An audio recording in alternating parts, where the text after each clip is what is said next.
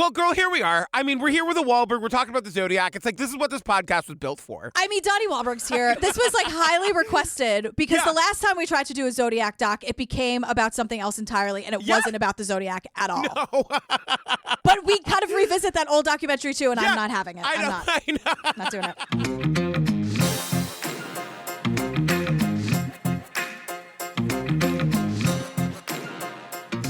Hi, Gillian Benzavali. Hello, Patrick Hines. You guys, I'm a little sick this week. Look, if you're looking for an episode to listen with your spouse who can't stand my screaming, this might be a good episode. Right. Yeah, and they're like, oh, Zodiac, I know that case. It's a little familiar. All right, totally. all right, I see. She's not going to be screaming her head off. She probably will. I'm trying to tone it down this week, but I probably won't. I didn't realize how much you love Donnie Wahlberg. You're going to be screaming. I really, really, really love Donnie Wahlberg. You're going to be screaming. You guys, before we get started, we want you to know we're doing this in two parts because this is a two-part series. So right now, you can get episode 2 of this ad-free at the $5 level on the Patreon. It's there for you right now, and that's also going to be our regular episode in the regular feed next week. Right. So ad-free right now or regular feed next week. Yeah, that's exactly. That sounds right. Great. Yeah.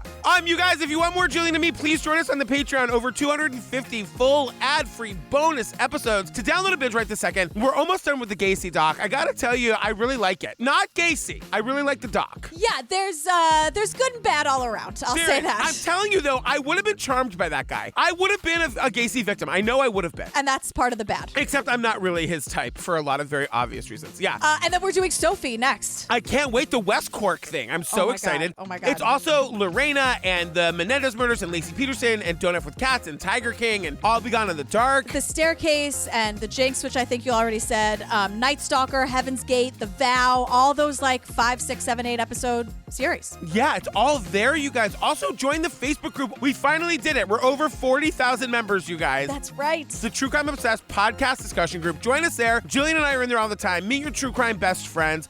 Girl, I'm moving back into my apartment this week. I know. People are obsessed with your moving. I have moved a lot, but I moved into one place, then out of it, and then back in. It's been a lot of moving. I'm just happy to finally be home. We're going to get you out of here real quick, I promise. Okay. You got to go home.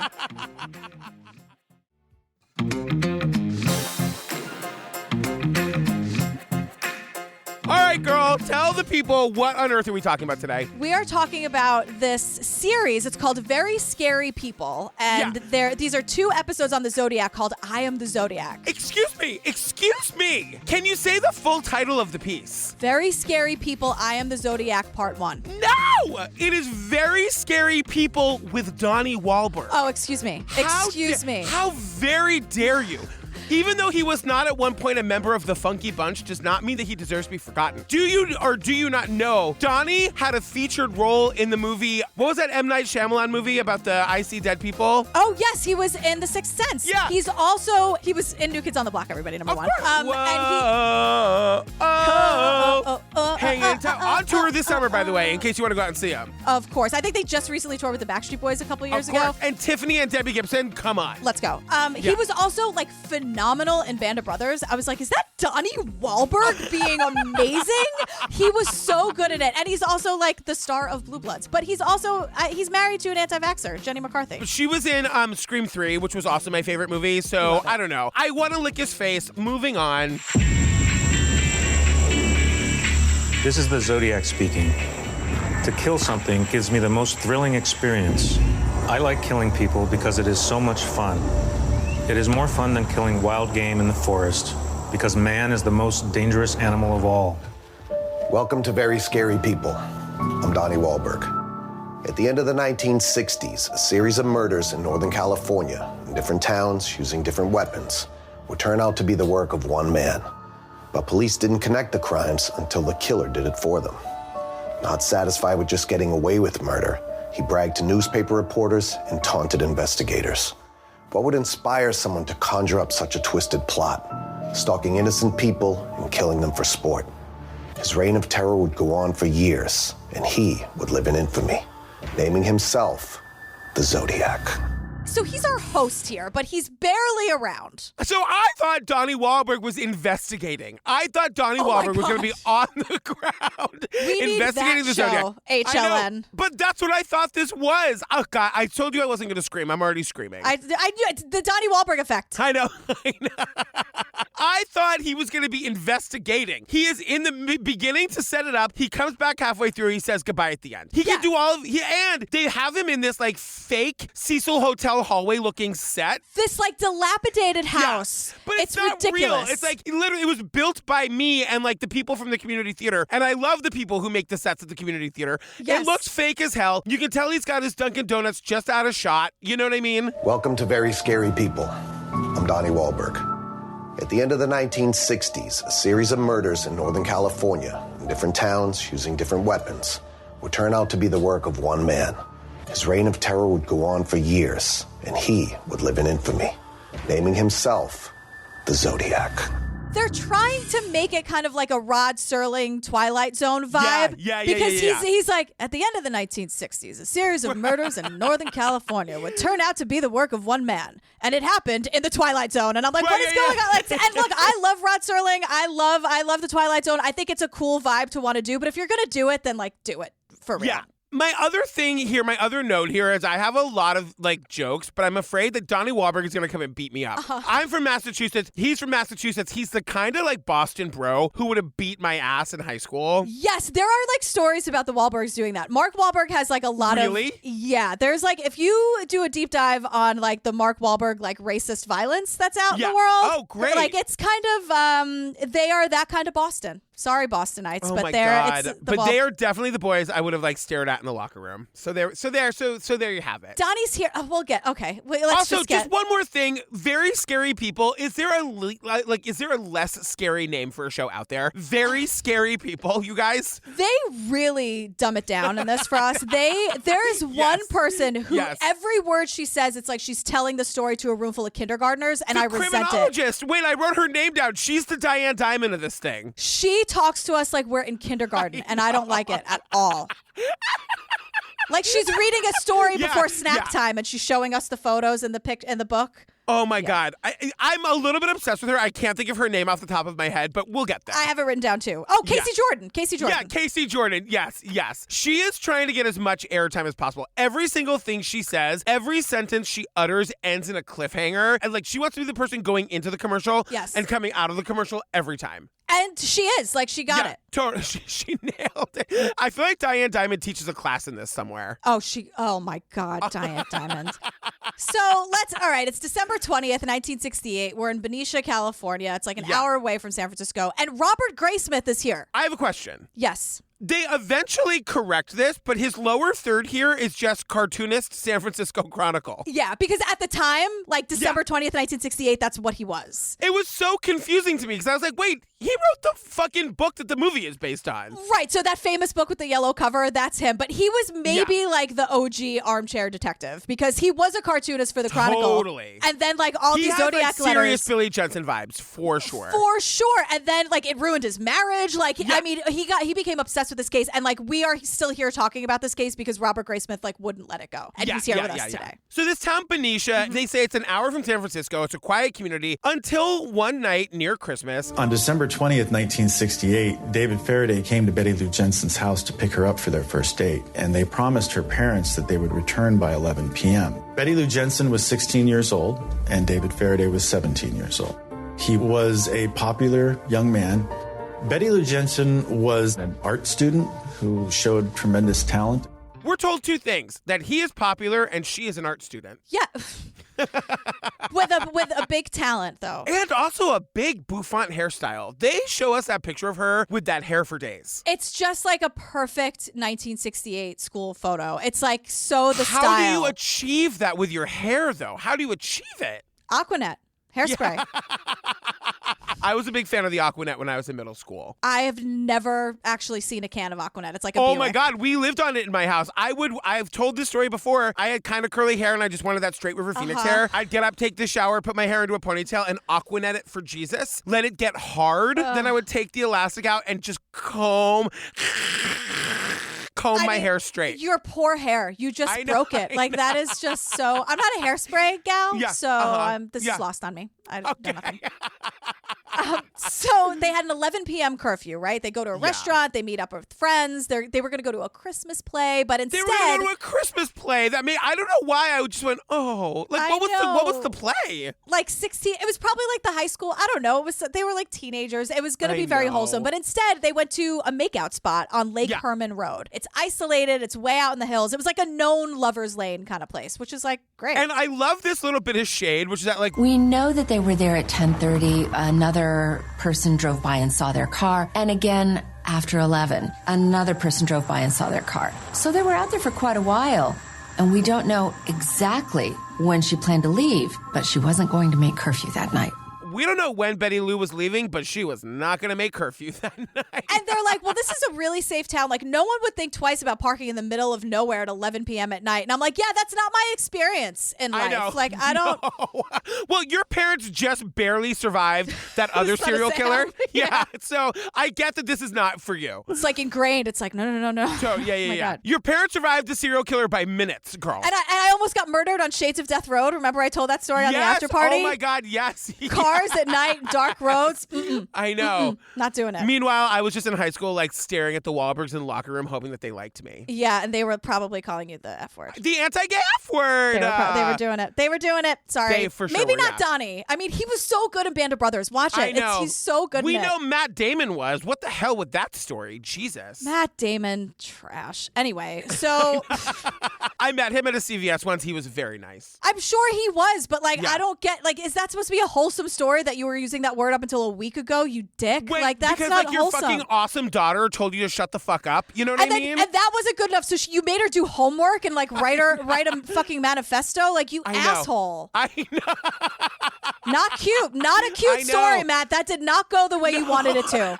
It failed spectacularly. Yes.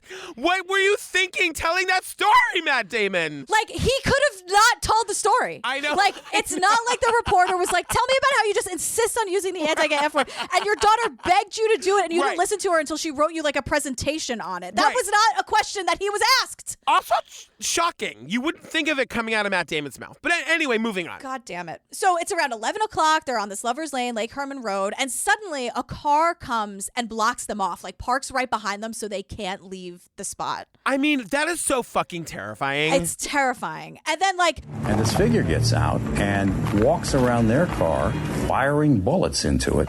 Bullets shattered a window, but at some point it appears the killer forced the victims out of the vehicle. David was shot in the head once. Let me tell you, we see this reenactment. Yeah. They knew that this reenactment was going to be like out of focus and blurry, so they gave this poor actor playing Betty Lou the worst wig on earth. Well, guess what? I still noticed, HLN. Take care of your actors. I know, it's true. And we learned that David was shot in the head once. Betty Lou was shot in the back 5 times as she was trying to run away. In all, 10 shots were fired. And then, like, the fucking guy gets in the car and drives away and, like, was not seen after that. And we are told, like, this area is off the beaten path, but, like, it's not a guarantee that people wouldn't drive by, that somebody wouldn't have seen this. We had 2 witnesses that knew she was out past curfew, and no one hears 10 gunshots. I know. I feel like this happens all the time. All the time. We also meet Mary Ellen O'Toole. She's a retired senior FBI profiler. She's here to just state the obvious about a lot of things. And to like suck all the fun out of any light moments as well. And just be like, yeah, this is terrible. He hated women. He wanted power. It's like, Mary, I know, Mary Ellen. I know. We also meet Officer Pierre, and he was like the first one on the scene. He and his partner get a call about the disturbance on Lake Herman Road. They get out to the crime scene, and oh my God, these fucking crime scene photos. It's horrible. When we got there, we again found the 2 victims, and of course realized that this was not just a routine call. We could see the young lady had run from the car, and she was dead. He was still breathing. David was still alive when the cops get there. Betty Lou died, and David was still alive. He was just hanging on, but he died by the time they get to the hospital. But while he's still alive, you guys, while the man is still alive, they do a chalk outline of his body. And I was like, this is a fucking Monty Python sketch. They're doing a chalk outline. He's like, sir, I'm still alive. Yeah, do you want like information on what he looked like before you? No, okay. no, I just really want to make sure I get this chalk outline right. If you could actually just lay still. Did you want to get me on a stretcher? No, it's very important that we get this chalk out. Like, this is a Monty Python sketch. Talk about someone's first day on the job. I know. Officer Patrick Hines was first on the scene. That's exactly right. He's still breathing, but do I do the chalk? I'm just going to go ahead and do just in case. I'm going to do the chalk outline. And there I am in the corner just, oh, God, just rubbing my forehead. Oh, okay. Can you get him away from the person sitting on what is it? It's past his bedtime. It's 11:30. Officer Hines, I don't think this is going to be the right line of work for you, girl. No, sweetheart. No Officer Hines. Sweetheart, let's just, okay, right this way, Yeah, sir. Okay, right here. Here's your chilled Chardonnay. Just off you go into the darkness. Goodbye. Much. I did the chalk outline. I don't know if you're going to need it or not. I would thank you for your time, but you've wasted so much of ours that please just go. Here's your Chardonnay for the road. Goodbye.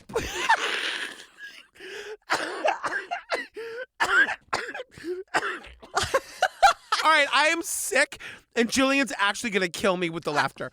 All right. Oh, my God. Here's your Chardonnay for the road. Please go. Please leave.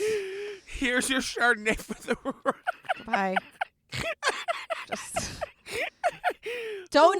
leave it. Don't worry about anything. Don't try to clean up. Don't try to help. Just go. Same way you came in. Goodbye. Just leave. Yeah. Okay. Yes, I'll take the badge. Yeah, I'll take the badge. Okay. Goodbye. Don't touch anything. Just go.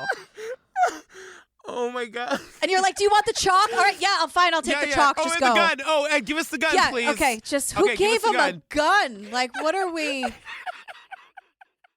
So here's the evidence we have on the scene. There's gunshot residue on Betty Lou's dress. There are tire tracks. They took lots of photographs, fingerprints, the whole thing. I gotta say, too, like, we see her dress. Like, it's preserved as like, evidence. Yeah. I don't know why her dress, like, maybe it's because of the color. It was, like, this beautiful purple color, like, set against all of these, I don't know, horrible images or whatever. Yeah. And it looks like a costume. Like, it looks like something you would see at a museum or something, I know. And so remember, this was 1968, so the outfits were great, but the technology, not so much. No. So it's like, wow, they have like fingerprints but like, what are they going to do with it? They you just are like really going to kill me, and I'm not going to survive this episode. See, now you're putting me in a bad position now. What am I supposed to do with this information? I don't want to kill you, but if I die at the hands of your sense of humor, then it was all for a good reason. Tell Daisy I loved her. Have a Chardonnay with her every year on my birthday. We'll be fine. Okay, but it's going to be like a crisp, dry Chardonnay. I'm not doing the buttery. If it's you on your birthday and you're dead, all right, I'll muscle through. So at first the cops are like, well, the police tend to focus on the inner circle. Usually when someone is killed, especially a low-risk type victim like Betty Lou and David Faraday, probably the perpetrator knew them and was mad at them. It's called a crime of passion. There was one young boy who apparently had an interest in Betty Lou Jensen and was jealous of her relationship with David.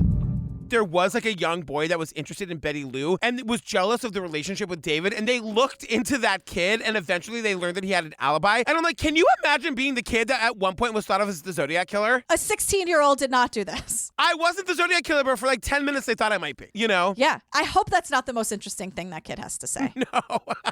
And it's also important to say, like, they're like, as far as collecting evidence goes, they took photographs, they picked up the spent cartridges of the gun casings or whatever, and they did some fingerprinting, but like, you guys, it was really fucking easy to get away with murder if nobody saw you in 1969. Yeah, it sure was. So, and to that point, the case goes cold immediately. They have no idea. Right. No leads. They got nothing. But they tried for 15 minutes. They can't figure it out. They go back to work. You were leading the case, and they were like, I'm tired. I don't want to do this. And we're out of Chardonnay, so... You during every meeting we have. Steve, are we done? You guys, I was sick for our meeting on Wednesday, and I saw that the agenda was like 9 pages. Like, what are we doing here? It's just a comedy podcast. Like, what do we need to talk about for an hour? It was 30 minutes. It would have been shorter. if you didn't keep asking how much time we had left. Steve, is the meeting over? I don't feel good. You guys, that's not a bit. That's exactly how it went. Exactly how it went. We got through 3 years of this thing without ever having a meeting, not one time. And now we have weekly meetings, which is it up for debate how helpful they are? Absolutely. Were you a nightmare this week? Yes. I'm sick.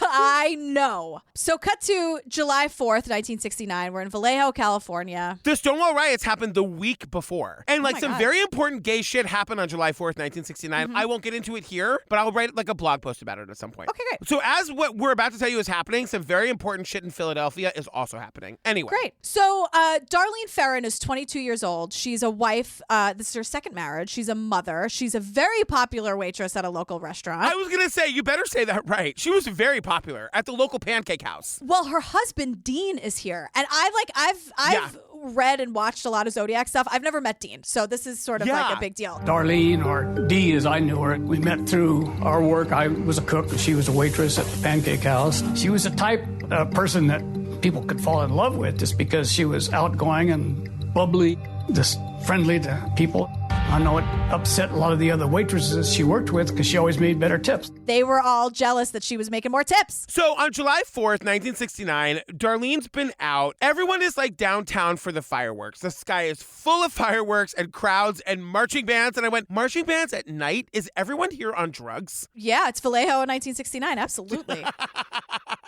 And Dean, the husband, is saying he was working. I was working at my regular job. She was going to go out and buy some fireworks. And we were going to meet at the house. She went out with her friend Michael just to kill some time until her husband got home from work. She's going to kill some time before her husband gets home from work. And so she meets up with her friend Michael Mougeot. Their friendship here is described as odd. And people say like they don't 100% know the nature of it. Some people say that he really liked Darlene. We knew Darlene was popular. She was super personable. Everyone liked Darlene. Yeah. But they make a point to tell us that like we don't know what's up with Darlene and Michael Mougeot. Well, and I think in other places there's speculation that there was some sort of sexual relationship happening there. I think they're not going that far here. Right. But also like you said, everyone really liked Darlene, but he wants to talk to her about something. So they drive in her car to a place called Blue Rock Spring Park, and they park in the parking lot. And it's another Lover's Lane area. It's exactly like Lake Herman Road. Exactly. So a car pulls up behind them as they're talking. The car sits there for a moment and then like drives away, and they don't really think anything of it until a few minutes later, the fucking car comes back. It's a goddamn horror movie. A few minutes later, what appeared to be the same vehicle returned. Mike is very upset. It's the police, he thinks, because the guy is shining a huge light on him, and he walks toward the car. But instead of asking for their license, he opened fire through the window of the passenger side. He shoots them both a lot. Yeah. But again, like he kills Darlene and Michael Mougeot, the boy, is left alive. Like as he's walking away from the car, they're both alive. He thinks they're both dead. Michael Mougeot like cries out in pain, and the killer comes back and shoots both of them 2 more times. Yeah. Oh my God. It's crazy. So they're just sitting there, right? In like this horrible, horrible condition. And a few teenagers show up. And like, think of like, no one's got a fucking cell phone. It's not like you can call 911. You know what I mean? Exactly. And these teenagers are just like, what is happening? They're both still breathing. Michael can barely get out what happened. The teenagers call the cops. There's no evidence, no prints, no casings, no motive at all. Darlene dies at the hospital, and Michael Mougeot like miraculously barely lives. So this is a pattern now. The woman dies, the boy lives. Yeah, and our FBI profiler lady is back, and she's saying like, to me, what's so interesting is that these crime scenes are pretty clean of emotion. They're devoid of emotion. You don't see any expression of anger, like any battering to the face of the victims, like coming up to the car and yelling and screaming and then punching and slapping them. what's interesting to her about these crime scenes is that they're like emotionless. Like these are not crimes of passion. Right. But he does, it's like overkill at the same time. Yeah. So like there's a lot of, there like is a lot of anger there because he's shooting people 10 times, but it's also not like an up close and personal strangling. Like, I can't believe this. Right. Because that's what people sound like when they strangle people, right? Like, we're going to get you. So then there's this question like, did Darlene know the killer? Because someone was stalking Darlene. And Darlene was trying to say something when she finally got to the hospital and the police were there or whatever. Darlene was like trying to talk, but what she was saying could not be understood. So what was she trying to tell them? And this guy would just like go to IHOP and watch her all day. And we hear this Here's thing. my question. Is it an IHOP where they work? Because it was called the House of Pancakes before. The International House of Pancakes is what IHOP is. Now that I'm putting that together, that does make sense. IHOP, International House of Pancakes. That's what that is. I just thought it was like a cute little local Vallejo restaurant called like House of Pancakes. I didn't realize we were dealing with the International House of Pancakes. It's IHOP, okay? Like, this is legit. We get a Rudy Tooty Fresh and Fruity. Absolutely. Oh, my God. So this guy would like go to IHOP and watch her all day. And this is, excuse me, I'm getting my soapbox out. Thank you so much. Yeah. Because the police were never able to find whoever it was. And I'm like, all they'd have to do is walk in during one of her shifts. But I guess you should have just taken the compliment, huh? Right. Yeah. Like, right. They couldn't. Okay, so he was sitting at one of her tables all day long, and the cops were like, "I really don't know how we're supposed to find this guy. I don't know. What do you want us to do?" It's almost 5. It's almost 5. Okay, but it's time remember, to go. This is California in the 70s, where rape is barely a crime. Like, how many times have we covered that? You know, Darlene, just smile a little bit more, okay? Just accept the compliment. Exactly. Like, oh my God. So Michael Mougeot has lived. If you're doing the math, Michael Mougeot is the only living person who's actually seen the killer. And he's traumatized, by the way. He's in terrible condition when he's being interviewed by the police. But he also has very valuable information. So they're trying to be like, you can rest later. Like, what'd you see? And he is able to articulate that a white man approached the car, round face, glasses, maybe 30s, and he thinks that if he saw a photo, he might be able to identify this shooter. And here's another thing. 45 minutes after the shooting, the killer calls the cops from a phone booth in Vallejo. He reports this crime, and he takes credit for the December 20th murder of Betty Lou Jensen and David Faraday. Yeah, and like to prove that he is the killer, he identifies the weapon that he used. He identified the type of weapon used as a 9mm. He also described Darlene's car. When the dispatcher tried to interrupt the caller to ask him a question, the man raised his voice and said, "I'm the one who did it." I'm the one who did it. Yeah, and then he says, like, goodbye in this long, taunting tone. Now, here's my question. We have every fucking 911 call of ever made on. Where's the recording of this one? I don't know. I don't know when they started recording 911 calls, because now that you're saying it, I don't think we've ever heard one from the 60s. No, because in the movie Zodiac, the David Fincher movie, like they do like their movie version of it, and I thought it was the real call. Oh, but no. I've realized in years since that it's not. We learned that dispatcher is a woman named Nancy Slaver, and I'm like, can you just imagine being fucking Nancy? You're the lady that took the call from the fucking Zodiac Killer? I tried to ask him more questions, which is like, good on you, Nancy. That's what you do. Do you think Nancy tells that story at every Christmas party, or she never tells that story? Well, then she's never been at a Christmas party with us if she's ever told that Christmas party. If she's never told that story, because we would demand it. You guys, this week on the Patreon at the $5 level, our interview with Nancy Slaver. Just kidding, you guys. Everyone gather around. Nancy's going to tell the phone story again. Everyone's like, everyone's trying to sing Christmas carols. We're like, no, Nancy's going to talk about Zodiac. Yeah. Poor Nancy's 97 years old, but we make her tell it again. And she's like, it's actually really simple. He called, he described everything. I asked him a question. He yelled at me. He said goodbye. Click. Where's the figgy pudding? Let's do this. Right. So they didn't record the call, right? But they could trace it. So they traced it to a phone booth at a gas station that was like right across the street from the Vallejo Police Department. Now, this is the beginning of a theme. He's going to do this again. It's taunting the police. Why was he willing to take such risks that could have resulted in an arrest made of him? Taking high risks is important to this offender, and it increases the thrill and excitement of his murders. He's taunting the police. Like that's one of his calling cards. Right. And so, Michael Mougeot is trying to give as much information as he can. But the thing is, like, he's a pretty generic looking guy. Like, he's very easy to miss. And it's not like Michael Mougeot is doing a bad job at describing him. It's just like, I don't know, he's a white guy with glasses. Like, there were no distinctive features to him. And that's what that's what we hear 1,000 times, is that like one of the reasons he got away with this is because he could just easily slip into the crowd. Everybody looks like when you finally see the composite sketch of him, he looks exactly like D.B. Cooper. Like, I make that joke 100 times. Yeah, he looks like every guy in the 60s, like with the glasses. Exactly. It's like exactly that. So like this murder and the December 20th murders are super similar. They describe them as blitz-style attacks, young couples, a weekend, lover's lane, and Robert Graysmith is coming in hot saying... He's choosing young couples on a weekend, under the moon, in a lover's lane, on specific days. I would not be surprised if he had never had a real relationship with a woman. And so he's going to get people that have what he does not have. He's killing people who have what he doesn't have. He's jealous. He's targeting kids, like helpless kids, and he's like a jealous, lonely guy. Oh, God. So for 3 weeks, the investigation goes nowhere, but then Zodiac reaches out to the media. So 3 Bay Area newspapers receive virtually the same handwritten letters. It's the Vallejo Times, San Francisco Examiner, and the San Francisco Chronicle. And Grace Smith says, As a political cartoonist, I was 20 feet away when the letters came in. We're across the hall. We get it, Grace Smith. You were there. We know. We know. I know. Girl. Jake Gyllenhaal played you in the movie. It's wonderful. He does a great job. That's the best you can hope for in life. That you do something notable enough that Jake Gyllenhaal fucking plays you in a movie. Right. And like Downey Jr. was Paul Avery. Mark Ruffalo was Dave Toschi. Chloe Sevigny is Robert Graysmith's wife. Like, oh my God. I know. And it's clear that these letters definitely came from the murderer. There's no discussion about like who would be faking this letter. Like it's very clear that it's him. All the details were in there. But there was also a cipher. There was this coded message. So each newspaper got a different piece of the cipher, and he's demanding that the ciphers be published in each of the papers, and he's threatening to go on a killing rampage over that weekend if it wasn't done. And so like all of the newspapers just publish them, and then they're like, and the police were not thrilled about it. They weren't thrilled.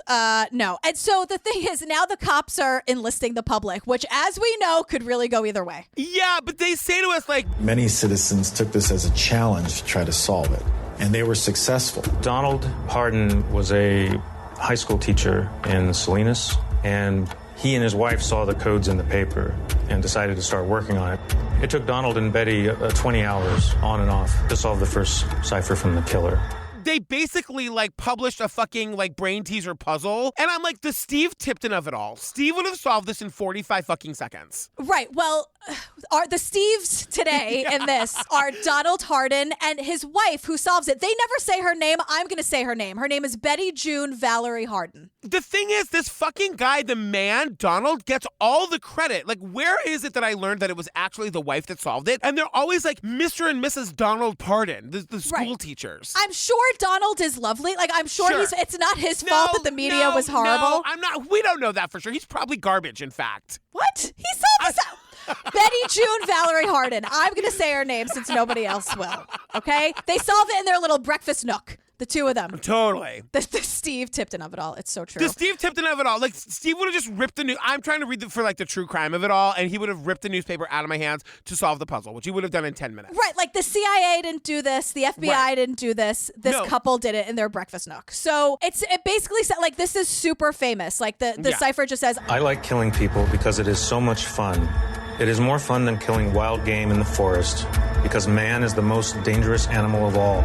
He wants to be reborn in paradise and he's collecting slaves for the afterlife. And they're like, what the hell is this? The way this couple solved it, though, was they're like, well, this guy's obviously an egomaniac. Like, whatever he's written here, it's going to start with I. And they were totally right, which is just like, it's such a smart thing to know. Right. And then they also think, okay, he's a murderer. So the word kill has the most common double consonant in the English language, LL. Yeah. So you have like, so that leads to kill, right? You have your K, you have your I, your double L, and you're on your way to solving this thing. And they say there is a whole last section of the cipher that's never been decoded. And they say that like the theory is that that's where the killer's name is. But most people think that that was just thrown in there to throw people off. Let me tell you, if you want to lose like a whole day, maybe a whole weekend, Reddit. The things that these people think are, and some of it's in the Graysmith book too, because he deciphered like the leftover letters. Oh, wow. So a lot of like, there's a lot of, it's like, it's all real big reaches. But if you ever want to see like what people think is really being said in these ciphers, Reddit is your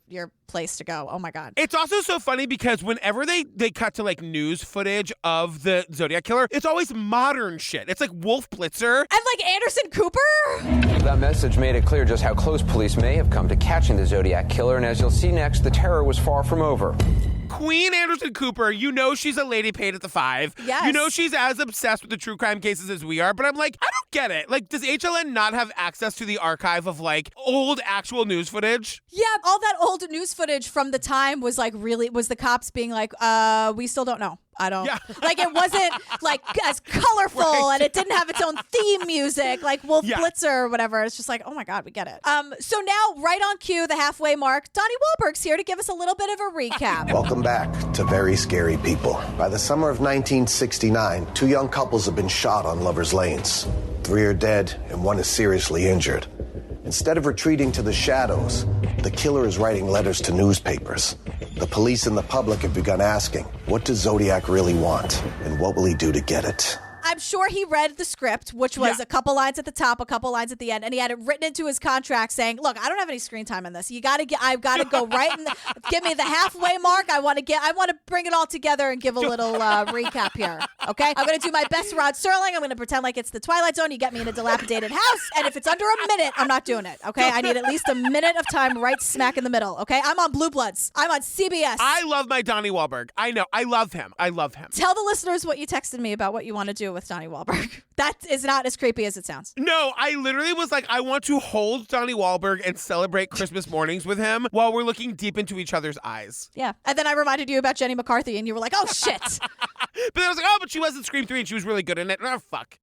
So it's August 4th, 1969, and this is after the original letter and cipher that we just talked about, we get another one. And it starts, this is all very famous, and it starts, Dear editor, this is the Zodiac speaking. In answer to your asking for more details about the good times I have had in Vallejo, I shall be very happy to supply even more material.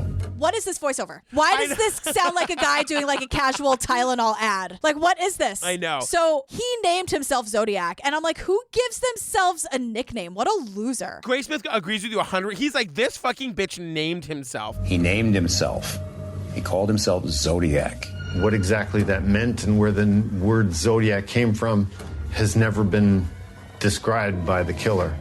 Where did it come from? Who the fuck knows? You know, we'll get there in a minute. Well, I know where it came from. We'll get there. Yeah. So again, it's like FBI Mary's at it again. You know, it's all about ego. He wants to be powerful. He's giving himself a name and this whole thing. But he's giving like more and more details with the more letters he sends. And again, not like it was a question, but everyone's like, shit, we get it. Like, you're the killer. We totally get it. And it's weird too because like they're questioning his intelligence because some simple words like victims, like VICTOMS, are misspelled. But then there's really long smarty pants words that are spelled perfectly. So it's like, is he either a dummy or is he like smart and pretending to be a dummy to throw us off? Yeah, Graysmith is like, I've always called it is he's playing chess against the police. I think the killer is matching wits.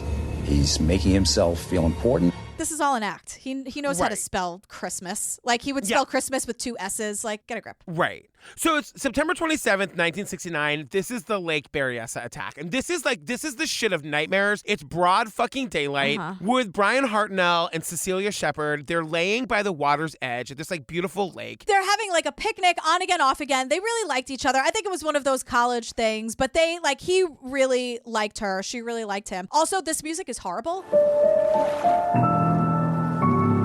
As they were sitting there, Cecilia noticed a man walking through the trees in the distance. She commented to Brian about the man, and Brian assumed he was just there doing whatever and dismissed the man. It's like, it sounds like Are You Afraid of the Dark from Nickelodeon in the 90s. I'm like, what?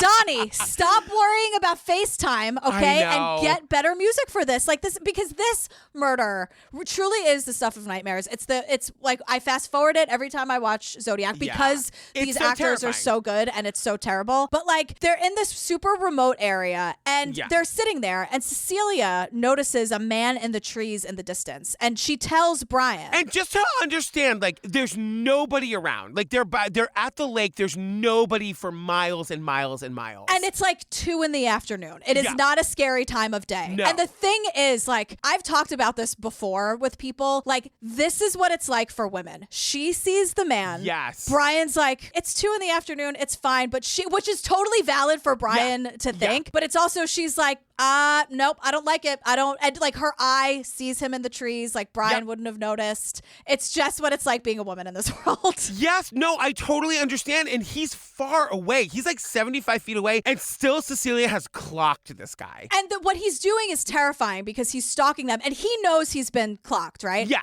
And he's completely like he's not wearing any costuming, or like, she can see what he looks like. And then he steps behind a tree and puts on like an executioner's cloak and like a hood. And it's fucking, and we don't obviously have any pictures of it. We have all these drawings that are so terrifying. Yeah. So he would she would spot him. He'd go behind a tree and then reappear somewhere else. It's terrifying. Yeah. So he comes out. He's wearing this fucking executioner's outfit. It's so scary. It's like, with like a Zodiac symbol in the middle of it. And also sunglasses. sunglasses. Like, he's a terrible person. He's also a fucking loser. Yeah. So, like, and this Zodiac symbol is crosshairs. That's what it is. Because we haven't described what the Zodiac symbol is. It's like a gun crosshair. And he's approaching them with his gun drawn. And there's nowhere for them to go. Yeah, he has like he has a knife and ropes on his belt. Like, he is prepared.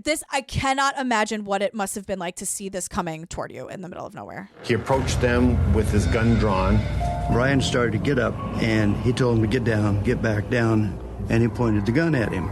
He told Brian and Cecilia that he had escaped from a prison and he needed their car keys and some money to escape to Mexico. I need your car keys. I need all the money you have. I'm going to Mexico. And Brian is like, okay, so I don't have a ton of money, but I'll give you the change that I have and also take my car keys. Like, whatever you want, just go. So Zodiac doesn't take it because, of course, this isn't what he wanted. He didn't want it. This is just a way to keep them talking, distract them a little bit, have Brian go through his pockets and like have his eyes down, right? So he makes Cecilia tie up Brian. Then Zodiac hog ties them, so they're lying on their stomachs. And then we are told he draws a foot-long knife. Holy shit. He stabs Brian in the back 6 times, and he turns to Cecilia. Of course, Cecilia is like totally panicking. She's rolling around trying to get away. He stabs her 10 times, 5 times in the stomach, 5 times in the back. He stabs her way more than he stabs Brian. Like, this Double is the the theme. times. He fucking hates women. Like, that's it. And Brian is here today. And for some reason, we only get like 30 seconds of his interview, which I don't understand. I felt my life, my energy, this is dark. And I'm just kind of like waiting to die. Zodiac stabs Cecilia so much and stabs Brian. And then he just walks away and leaves them to die in the middle of nowhere on this like gorgeous day. So they're both alive, right? Yeah. Brian, this is unbelievable. Brian unties Cecilia with his teeth. Yeah. Once she's untied, Cecilia unties Brian. This is unbelievable. Brian gets up and realizes in like his woozy state, he's like, we're 300 yards away from the road and we're like in the middle of nowhere. Yeah. Luckily, on the other side where the lake is, there's a father and son like having a nice little Sunday. Offshore, a father and son see something on the shore, and they row like crazy, and they get the 2 park rangers to come to them. By the time Officer David Collins rolls up, he says it's been over an hour since they were attacked. So the officer rushes over to Cecilia, and Cecilia has seen the guy. She saw the guy without his hood on. Like, she's the only person to like see his actual face. Right, without like a flashlight in her face because it's broad daylight, right? So like, you know, Michael Mougeot, like he was just like, I think I saw him in the middle of the night with this light in my face. So Cecilia has some info. Like, so she describes him. It cuts to this composite sketch of what she saw. It is the fucking scariest Frank Sinatra meets Chucky doll fucking face. Yeah. I almost took a screenshot of it so I could show it to you in this moment because it looks like Frank Sinatra's corpse with Chucky's face like superimposed on top of it. There's also a truly terrifying sketch of Zodiac in the executioner's outfit that someone did from her description. Totally. Like, that's the stuff of nightmares too. And then it cuts to Brian, who has survived. Like, there's like an interview with him in the hospital. Can you describe for us what your attacker looked like? He was of medium to short height, kind of pouchy. Had this black hood on, came clear down to here. Just little slits in the eyes. Medium to short height, pouchy, with a black hood on and with little slits in his eyes, and I just went, pouchy? Brian is savage. And Cecilia's like, yeah, you know, round face. So that's like a trend that we're hearing about this guy, right? Yeah. But we have some more evidence this time. We have footprints. And the footprints are from what are called wing walkers. They're a military-style boot, and they're only sold on military bases. Yeah, there's only 150,000 pairs ever made, and you had to literally be in the Navy or the Air Force to even be able to buy them. And the footprints lead to Brian's car. And on the side, the Zodiac had scrolled his symbol, which was the circle with the crosshairs in it. He puts the time of the murder. He puts all of his previous attacks. And he ended that by saying, by knife, Lake Berryessa. So we knew that this all tied together with one individual. It's all just about getting credit. Like, he left, he had to know they were still alive, but I guess he had to assume that they were going to die. So in order for him to get credit for this, he had to actually write his own information on the side of the car so they would know it was a Zodiac murder. Because if he hadn't done that and they had both died, nobody ever would have connected this. Would have any idea. Exactly. Because it's a different time of day. They're a little older than teenagers. Right. But just to be extra sure, he calls the cops again. The subject stated, I want to report a murder. No, a double murder. I did it. And with that The officer could feel that there was nobody on the line. Like, again, the phone call is like 5 blocks away from the police. This is like, he's taunting them. He loves the risk. This is like all like real fun for him. And one of the cops is like, we have reason to believe he's a maniac. And I'm like, yeah, no shit. And, and again, he hates women, and like the attacks on the women are always way worse than the men. The man lives again, and Cecilia dies 3 days later. And this is where we get Casey Jordan truly talking to us like we're a room full of kindergartners at snack time. It really begs the question, what is he planning to do next? What is he planning to do next? And I'm like, Casey, I don't like your tone right now. I don't like tone policing. And I don't like tone policing women. But we're grown-ups. We're talking about the Zodiac. I'm not. This isn't snack time. I know. And it's like the thing, the people in all of these documentaries all went to the Diane Diamond School of being the person who goes into the ad and out of the ad. You know what I mean? Not everything is a big cliffhanger or a reveal. Sometimes you could just ask a question and be like, so he's ramping up. Like people were terrified. What's he going to do next? That's a way to say it. Totally. So now, 2 weeks after Lake Berryessa, it's October 11th, 1969, and Paul Stein is a cab driver. He's a super hardworking guy. He's an insurance salesman who's moonlighting as a cab driver to put himself through college. I mean, it's so fucking crazy. And we learn, like, we know now that most of what we know about this ride, we know from the taxi log that he kept. Yes. So Paul picks up Zodiac at the Pine Street magazine shop on Geary Street. Have you ever Googled that place? Is it still there? Or, like, is there, like, a Starbucks in that space now that we can go to? When my uncle lived in San Francisco, he lived on Geary Street. So when I heard this today, I was like, oh, wow. Shit, Geary. Oh, my God. So Paul Stein picks the Zodiac up. He tells Paul to take him to the intersection of Washington and Maple Street. And that's in the log. Like, in the log, it's written that Paul Stein was like, all right, heading to Washington and Maple. Yeah, which is in the Presidio Heights neighborhood. Apparently, that's like a fancy neighborhood in San Francisco. But he's actually dropped off a block further. I want you to go to Washington and Cherry. He wants to get to an isolated spot. When he pulled over at the side of the road and put the car in park, Zodiac apparently pulled out a gun and held it to the back of his head toward his ear and fired a bullet, which killed him instantly. The only witnesses are 3 kids across the street watching this from a window. Remember, it's nighttime. Yeah. These are not good witnesses. They're kids. It's the middle of the night. They're seeing something scary. So they see this man murder this taxi driver, and now they're seeing that same guy like tearing the taxi driver's clothing off and then wiping down the fucking taxi cab. Like, as though to like wipe away fingerprints and shit. Like, how fucking terrifying is that? Yeah. And then he turns the corner, walks up Cherry Street, and disappears. So here's something. You guys, this is unbelievable. I will never not be enraged about this for about 1,000 reasons. We wouldn't be here talking about Zodiac all these decades later if this didn't happen. Okay, everyone shut up and pull over. I've had it.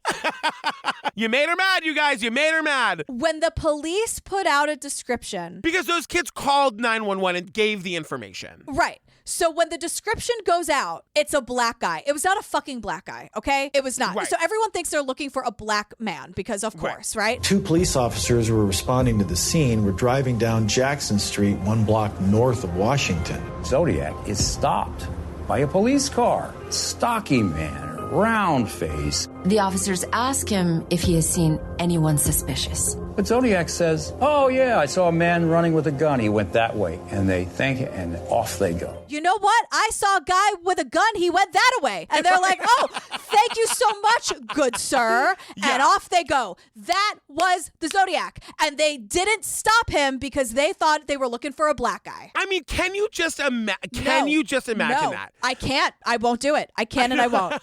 Absolutely not. And that's kind of like where, like, that's the cliffhanger that episode 1 ends on. Well, it's because Donnie Wahlberg's back, of course. They have him do this very long walk and talk in this horrible set of this dilapidated house. And I'm like, is he going to stop? Is he just walking this entire time? But he eventually stops. And it ends with Donnie just telling us, look. With this chance to catch the killer having slipped through their hands, investigators hope he'll make another mistake. But Zodiac is about to make a move that changes everything. The hunt for the Zodiac Killer has only just begun. Next on Very Scary People. The hunt has just begun, Donnie.